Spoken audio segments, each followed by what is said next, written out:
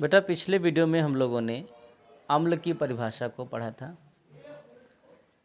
अम्ल की तीनों प्रकार की परिभाषाओं को पढ़ा था और समझा था और उसमें ये जाना था कि जो खट्टे होते हैं और संक्षारक प्रवृत्ति के होते हैं उन्हें हम अम्ल बोलते हैं। और आर्हेनिस महोदय ने बताया था कि जलीय विलयन में जो H+ आयन देते हैं उन्हें हम क्या बोल देते हैं, अम्ल बोल देते हैं। और ब्रॉन्स्टेड एवं लारी के अनुसार जो प्रोटॉन दे देते हैं उन्हें हम अम्ल बोलते हैं। तो बेटा इस वीडियो में हम लोग पढ़ेंगे अम्ल के प्रकार। जिस प्रकार से वैद्युत अपघट्य 2 प्रकार के थे, अम्ल भी हमारे 2 प्रकार के होंगे। कौन से? प्रबल अम्ल और दुर्बल अम्ल। प्रबल अम्ल और दुर्बल अम्ल, जैसे नोट्स हमने आपको बनाए हैं तो ये लिखने का तरीका आप देखिए, फिर चर्चा करेंगे इनकी परिभाषाओं पर। हमने लिखा है पहले अम्ल के प्रकार, और अम्ल के प्रकार लिखने के बाद में 2 प्रकार प्रबल अम्ल और दुर्बल अम्ल। फिर हमने इसका छोटा सा ये इस प्रकार का डायग्राम बना दिया है, तो इससे जो है इम्प्रेशन अच्छा पड़ता है। आप लोग एग्ज़ाम में भी ऐसा लिखिएगा।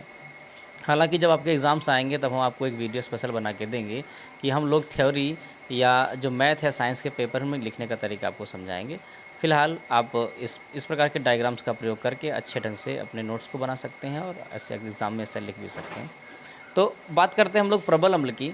तो बेटा प्रबल अम्ल वे अम्ल होते हैं जिनको अगर हम पानी में घोलें तो वो संपूर्ण रूप से H+ आयनों में विभक्त हो जाएं।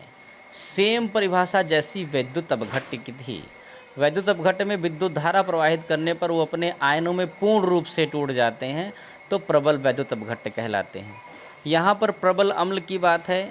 इसका मतलब जब अम्ल को पानी में घोलेंगे तो वो पूर्ण रूप से H+ आयनों में टूट जाएंगे, क्योंकि आप जानते हो कि H+ आयन ही निर्धारित करते हैं कि ये अम्ल है या नहीं है। जब पूर्णतः H+ आयनों में टूट जाएंगे तो वो प्रबल अम्ल कहलाएंगे। 3 बहुत फेमस हैं हमारे अम्ल। ये HCl है, हाइड्रोक्लोरिक अम्ल इसको बोलते हैं। ये H2SO4 है, इसे सल्फ्यूरिक अम्ल बोलते हैं। ये HNO3 है, इसे नाइट्रिक अम्ल बोलते हैं। इसे नाइट्रिक अम्ल भी हम बोलते हैं। तो इसके अलावा अब दुर्बल अम्ल क्या होंगे? दुर्बल अम्ल वो होंगे जिनको पानी में घोलो तो उनके संपूर्ण H+ आयन प्राप्त नहीं होंगे। उन्हें क्या कहा जाएगा? उन्हें दुर्बल अम्ल कहा जाएगा। दुर्बल अम्ल कौन सा है? सिरका है, HCl है ये हमारा, और एक HCN है, ये हम लोग जानते हैं, सिरका को जानते हैं, ये HCN हमारा है। ठीक है, तो ये हो गए 2 हमारे अम्ल हो गए। इसमें एक रोचक तथ्य लिखा हुआ है क्या कि अचार में अम्ल पाया जाता है, क्योंकि अचार खट्टे होते हैं। अम्ल धातुओं से क्रिया करके हाइड्रोजन गैस बना देते हैं। अतः अचार को धातु के बर्तन में नहीं रखा जाता बल्कि कांच के बर्तन में रखा जाता है। मतलब आप भाई देखिए, कभी भी अचार वगैरह घर में रखती हैं हमारी माताएं बहनें, तो वो अचार कभी भी आप किसी लोहे के बॉक्स में या ऐसा किसी चांदी के बॉक्स में या कांसे के बर्तन में नहीं रखा मिलेगा। वो ज़्यादातर आपको कांच के या प्लास्टिक के बर्तनों में रखा मिलेगा। क्यों? क्योंकि अम्ल जो है वो धातुओं से क्रिया कर लेता है और क्रिया करके हाइड्रोजन गैस पैदा करेगा और आपका अचार जो है वो ख़राब हो जाएगा। जबकि अम्ल कांच और प्लास्टिक के साथ में कोई क्रिया नहीं करता है, इसलिए आपका अचार देर तक सुरक्षित रहता है। तो बेटा प्रबल अम्ल और दुर्बल अम्ल को हम लोग कवर कर चुके हैं। जब हमने लेसन को स्टार्ट किया था तब कुछ अम्लों के बारे में पढ़ा था। अब जानते हैं इन अम्लों के बारे में। देखिए, सबसे पहला जो हमारा अम्ल है वो है साइट्रिक अम्ल। साइट्रिक अम्ल को सिट्रिक अम्ल भी कहा जाता है। ये किस में मिलता है? ये कच्चे खट्टे फलों में मिलता है। ये खट्टे फलों में मिलता है। संतरा, नींबू और कच्चे आम में ये पाया जाता है। जितने भी खट्टे फल होते हैं उनमें सब में साइट्रिक अम्ल या इसको सिट्रिक अम्ल कहा जाता है। बेटा इमली में टार्टरिक अम्ल पाया जाता है। इमली में टार्टरिक अम्ल पाया जाता है।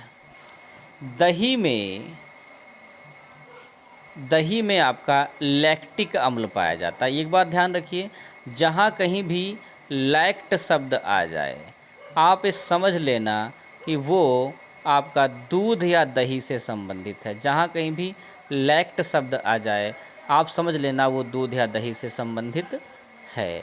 तो लैक्टिक अम्ल किस में पाया जाएगा बेटा? लैक्टिक अम्ल जो है वो दूध और दही में पाया जाता है। दही में अधिक मात्रा में पाया जाता है, तो उसी में खट्टापन होता है। दूध में खट्टापन नहीं होता है, आंशिक मात्रा में लैक्टिक अम्ल हो सकता है। टमाटर में बेटा ऑक्जेलिक अम्ल पाया जाता है।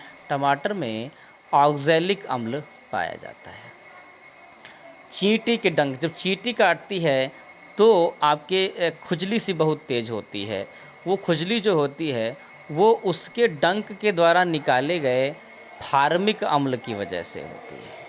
फार्मिक अम्ल की वजह से चींटी का डंक जो है वो उसके कटने से एक हम लोग को जलन सी महसूस होती है।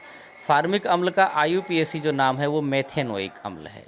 मेथेनोइक अम्ल इसको बोलते हैं, ठीक है। मधुमक्खी के डंक में भी फार्मिक अम्ल पाया जाता है। नेटल एक पौधा होता है, उसमें भी ये फार्मिक अम्ल पाया जाता है, इसको मेथेनोइक अम्ल बोलते हैं। चींटी का जो ग्रीक जो नाम है वो फर्मिया है। तो फर्मिया चींटी के डंक से ही इस अम्ल की खोज हुई थी, इसलिए उसके नाम पर ही इसे फार्मिक अम्ल नाम दे दिया गया। ये कहाँ कहाँ पाया जाएगा? मधुमक्खी के डंक में भी पाया जाएगा और ये नेटल नामक पौधे के डंक में भी पाया जाता है। तो ये हम लोगों ने अम्ल के प्रकार और प्राकृतिक रूप से अम्ल कहाँ कहाँ पाए जाते हैं इसके बारे में पढ़ लिया है। अगले वीडियो में आप देख रहे होंगे तो अम्ल का तनुकरण वगैरह हम लोग पढ़ेंगे और अम्लों के गुण को पढ़ेंगे। हमारे साथ बने रहिए। नमस्कार।